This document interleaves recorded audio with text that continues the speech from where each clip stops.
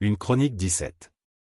Lorsque David fut établi dans sa maison, il dit à Nathan le prophète, « Voici, j'habite dans une maison de cèdre, et l'arche de l'alliance de l'Éternel est sous une tente. » Nathan répondit à David, « Fais tout ce que tu as dans le cœur, car Dieu est avec toi. » La nuit suivante, la parole de Dieu fut adressée à Nathan, « Va dire à mon serviteur David, ainsi parle l'Éternel, ce ne sera pas toi qui me bâtiras une maison pour que j'en fasse ma demeure. Car je n'ai point habité dans une maison depuis le jour où j'ai fait monter Israël jusqu'à ce jour, mais j'ai été de tente en tente et de demeure en demeure. Partout où j'ai marché avec tout Israël, ai-je dit un mot à quelqu'un des juges d'Israël à qui j'avais ordonné de paître mon peuple, ai-je dit, pourquoi ne me bâtissez-vous pas une maison de cèdre? Maintenant tu diras à mon serviteur David, ainsi parle l'Éternel des armées, je t'ai pris au pâturage, derrière les brebis, pour que tu fusses chef de mon peuple d'Israël, j'ai été avec toi partout où tu as marché, j'ai exterminé tous tes ennemis devant toi, et j'ai rendu ton nom semblable au nom des grands qui sont sur la terre, j'ai donné une demeure à mon peuple d'Israël, et je l'ai planté pour qu'il y soit fixé et ne soit plus agité, pour que les méchants ne le détruisent plus comme auparavant et comme à l'époque où j'avais établi des juges sur mon peuple d'Israël. J'ai humilié tous tes ennemis.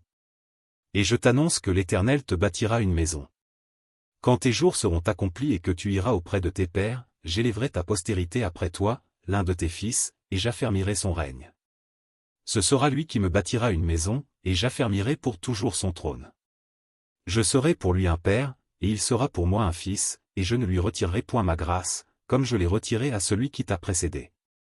Je l'établirai pour toujours dans ma maison et dans mon royaume, et son trône sera pour toujours affermi. » Nathan rapporta à David toutes ces paroles et toute cette vision. Et le roi David alla se présenter devant l'Éternel, et dit, « Qui suis-je, Éternel Dieu, et quelle est ma maison, pour que tu m'aies fait parvenir où je suis? C'est peu de choses à tes yeux, ô Dieu. Tu parles de la maison de ton serviteur pour les temps à venir. Et tu daignes porter les regards sur moi à la manière des hommes, toi qui es élevé, Éternel Dieu. Que pourrait te dire encore David sur la gloire accordée à ton serviteur? Tu connais ton serviteur. Ô Éternel. C'est à cause de ton serviteur, et selon ton cœur, que tu as fait toutes ces grandes choses, pour les lui révéler. Ô Éternel. Nul n'est semblable à toi et il n'y a point d'autre Dieu que toi, d'après tout ce que nous avons entendu de nos oreilles. Est-il sur la terre une seule nation qui soit comme ton peuple d'Israël, que Dieu est venu racheter pour en former son peuple, pour te faire un nom et pour accomplir des miracles et des prodiges, en chassant des nations devant ton peuple que tu as racheté d'Égypte?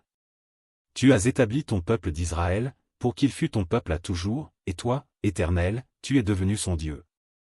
Maintenant, ô Éternel, que la parole que tu as prononcée sur ton serviteur et sur sa maison subsiste éternellement, et agit selon ta parole. Qu'elle subsiste, afin que ton nom soit à jamais glorifié et que l'on dise, l'Éternel des armées, le Dieu d'Israël, est un Dieu pour Israël. Et que la maison de David, ton serviteur, soit affermie devant toi. Car toi-même, ô mon Dieu, tu as révélé à ton serviteur que tu lui bâtirais une maison. C'est pourquoi ton serviteur a osé prier devant toi. Maintenant, ô Éternel, tu es Dieu, et tu as annoncé cette grâce à ton serviteur. Veuille donc bénir la maison de ton serviteur, afin qu'elle subsiste à toujours devant toi. Car ce que tu bénis, ô Éternel, est béni pour l'éternité.